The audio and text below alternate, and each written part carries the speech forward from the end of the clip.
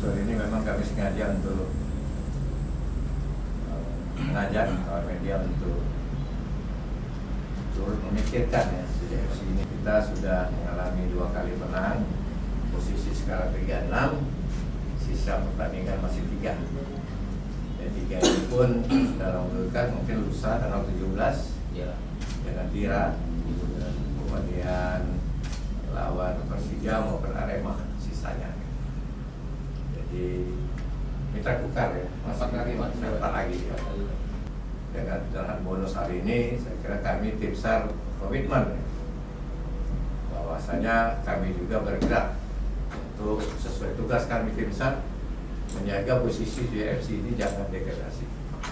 Sudah barang tentu ini pun kami mengucapkan terima kasih ya kepada Bapak Dodi ya yang juga memberikan bonus ya. Saya secara pribadi pun sebagai ketua tim SAR mengajak masyarakat mari kita doakan tim Sendensi dengan kemampuannya, dengan sisa laga ini mendapat dukungan doa semangat dari masyarakat Sumsel sehingga suatu yang dicintai yang dimiliki oleh masyarakat Sumsel akan tetap percaya pada Liga 1. Kalau saya prinsip pemain pasti sama dengan saya ingin menang. Ya bagi saya sih greget lah ya, sedih, ya, kesal ya. Karena bola itu kalau serius bisa menang gitu ya. Tapi saya nggak bisa apa-apa, saya bukan orang yang bicara ya. 10 tahun saya enggak ya, nggak ada saya punya statement ini itu tentang pembangunan apalagi CFC. Selatan kita dulu ini, harta masyarakat Sumatera Selatan ini harus selamat.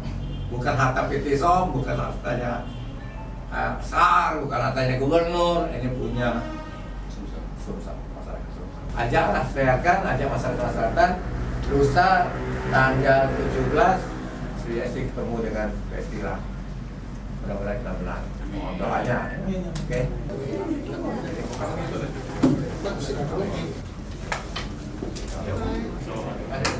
Jadi harapan kita kan lusa tanding ya, kira sama-sama posisi kritis.